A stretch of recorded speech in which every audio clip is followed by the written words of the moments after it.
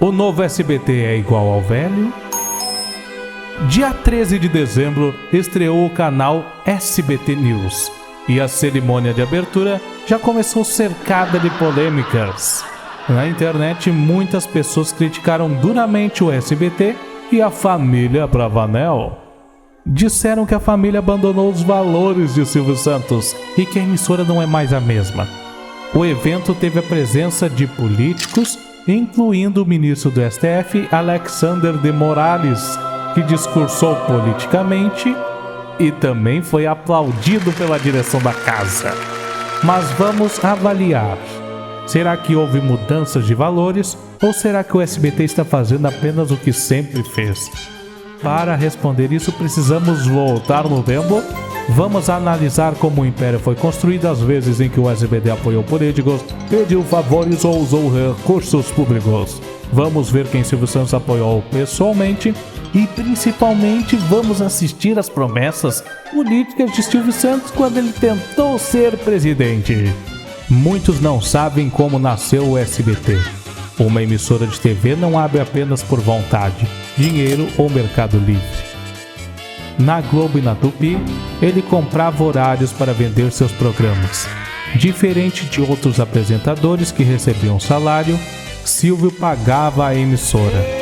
Ele comprava as horas do domingo, produzia o programa com dinheiro próprio, vendia os anúncios e ficava com 100% do lucro do que vendia. O famoso Boni queria tirar Silvio Santos do ar porque o programa dele era considerado popular demais e feria o padrão Globo de qualidade. Silvio fez uma manobra empresarial agressiva. Ainda contratado da Globo, ele comprou secretamente 50% das ações da TV Record. Por ano, Silvio foi dono da metade de uma emissora concorrente, enquanto trabalhava na líder de audiência.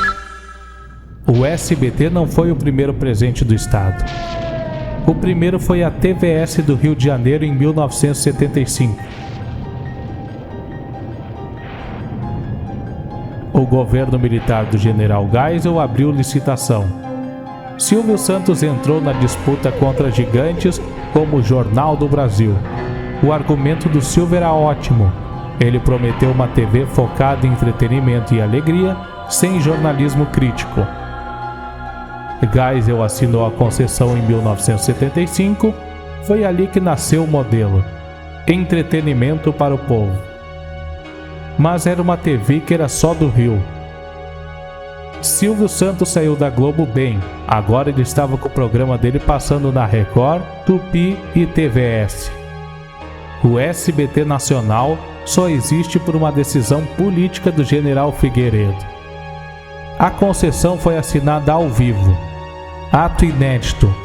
Era uma TV transmitindo a própria autorização do Estado para operar. Por décadas, o SBT recebeu dinheiro de verbas publicitárias de estatais como Petrobras, Caixa, Banco do Brasil e Correios. Essas empresas são capitalizadas por impostos. Uma emissora que recebe milhões do Estado não precisa ser censurada. Ela aprende sozinha onde estão os limites para não perder a verba. O episódio mais grave foi o do Banco Pan-Americano. Quando um rombo bilionário foi descoberto em 2010, Silvio Santos ligou para o Lula e disse que seria preso. Silvio foi até Brasília conversar com Lula para resolver o problema. Lula ofereceu Meirelles para guiar ele. A Caixa Econômica Federal já havia comprado 49% do banco meses antes. O Fundo Garantidor de Créditos entrou para cobrir o buraco. O Fundo Garantidor é um fundo pago pelos bancos, ou seja, os clientes do banco pagam através de taxas. Silvio Santos e o SBT sempre apoiaram quem estava no poder. Regime militar. Silvio não apenas recebeu concessões de Geisel e Figueiredo, ele cultivou ativamente a amizade com os generais. Enquanto jornalistas eram censurados, presos e exilados, o programa Silvio Santos distribuía prêmios e sorrisos. Com o fim da ditadura, Silvio não perdeu tempo. Adaptou-se imediatamente ao novo regime. Em janeiro de 1985, Silvio Santos havia sido agraciado com a concessão do Canal 12 em Brasília, presente de despedida de Figueiredo. Mas com Sarney do poder, as concessões estavam sob ameaça. Silvio foi pessoalmente ao Palácio do Planalto fazer lobby. Na saída, deu uma entrevista que resume perfeitamente a sua filosofia. Eu já dei ordem aos funcionários da minha empresa para nunca criticar, somente elogiar o governo. No início de 1989, Fernando Collor foi até a casa de Silvio Santos em São Paulo. O governador de Alagoas queria saber se Silvio seria um concorrente nas eleições. Silvio garantiu que não. A promessa foi quebrada. Silvio virou candidato e o partido do Collor foi um dos mais ferrenhos opositores à sua candidatura, que acabou barrada pelo TSE. Mas com Collor eleito, Silvio esqueceu a batalha e abraçou o novo presidente.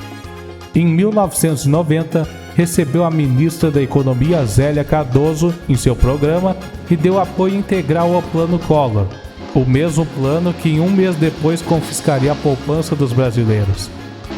Eleito vice-presidente, Itamar Franco assumiu o posto principal com o impeachment de Collor.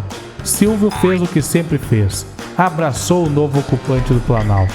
No início de 1994, Silvio recebeu Fernando Henrique Cardoso, então ministro da Economia de Itamar.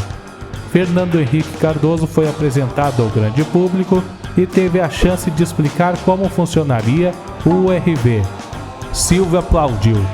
8 anos de governo FHC, 8 anos de paz entre o SBT e o Planalto. Em 1996, FHC foi conhecer as novas instalações do grupo na Anhanguera. Classificou a estrutura como uma fábrica de sonhos. Silvio sorriu. O programa Semana do Presidente continuou no ar, agora exaltando as ações do governo. Silvio Santos e Lula alimentaram uma relação cordial durante todo o tempo de governo em que o Lula dirigiu o Brasil. Um episódio de 1989 marcou a relação.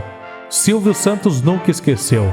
Anos depois, quando em 2010 o Banco Pan-Americano foi descoberto com um rombo bilionário, Silvio foi ao Palácio do Planalto. Oficialmente disse que foi pedir uma doação ao Teleton. Na prática, queria que Lula socorresse seu banco. E foi socorrido. Dilma Rousseff.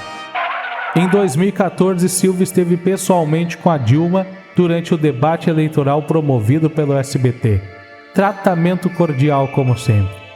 Enquanto o país acompanhava a votação do impeachment na Câmara dos Deputados, o SBT foi a única emissora de TV aberta a não transmitir a sessão ao vivo. Logo depois, Dilma condecorou Silvio Santos com a Ordem do Mérito das Comunicações por serviços importantes prestados ao setor. Michel Temer. Silvio Santos transformou seu programa em palanque para Michel Temer. Em janeiro de 2018, o presidente foi ao SBT e ficou à vontade para exaltar a reforma da Previdência. Silvio usou sua credibilidade popular para fazer lobby direto ao programa do governo, dizendo frases como se não aprovar o Brasil quebra. Jair Bolsonaro. O primeiro contato foi telefônico em novembro de 2018, durante o Teleton. Silvio ainda elogiou a escolha de Sérgio Moro como ministro da Justiça. Em maio de 2018, Silvio entrevistou o presidente. Para variar, fez uma série de agrados. Em dezembro de 2020, Bolsonaro visitou o empresário em casa em São Paulo e Silvio reafirmou sua enorme simpatia pelo presidente. O genro de Silvio Santos, Fábio Faria, virou ministro das Comunicações. Silvio Santos apoiou todos os presidentes. As propostas de Silvio Santos. Vou me cercar de homens, sejam de que partidos forem, não importa, mas terão que ser homens que pensem como eu. Mas o que Silvio Santos realmente pensava sobre economia? Para saber isso, precisamos olhar para sua campanha de 1989. Não se admite, num país como o nosso, termos gente passando fome. Não se admite, num país como o nosso, termos pessoas que ficam aflitas, desesperadas, diante de uma doença. Precisam de hospital, precisam de remédios, precisam de médicos e não têm. Pessoas que moram debaixo de ponte, ou que não têm onde morar. E não se admite também que os nossos filhos, que as nossas crianças não tenham colégios, não tenham escolas. Então, os meus 4 pontos principais: alimentação. Segundo ponto, saúde. Terceiro ponto, habitação. Quarto ponto, educação. Ele apresenta serviços escassos como direitos. O Estado vai garantir como? A única forma que o Estado conhece, tirando de uns para dar para outros.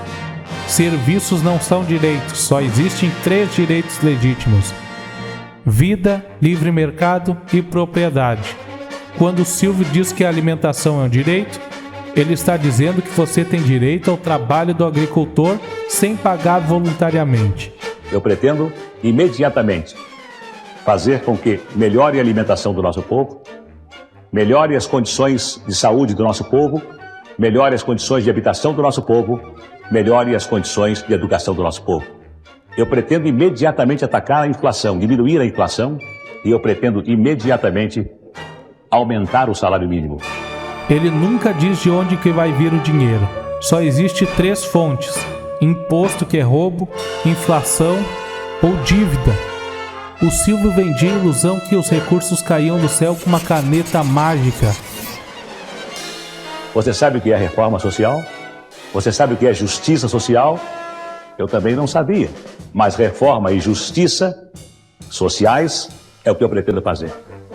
Justiça social é o termo usado para justificar a redistribuição arbitrária, e social-democracia é apenas socialismo gradual. Devemos também fazer com que o nosso trabalhador, com que a pessoa que trabalha tenha um salário mínimo condigno. Salário mínimo é controle de preços. Se a lei obriga a pagar mais que a produtividade da pessoa, então ela fica desempregada. O Estado proíbe o pobre de trabalhar e chama isso de direito. E vamos todos juntos resolver os problemas graves do nosso país. Vamos todos juntos engrandecer o país, vamos todos juntos melhorar as condições do povo e diminuir a diferença entre ricos e pobres. Tem uma concessão de um canal de televisão que passou 20 anos puxando o saco do regime autoritário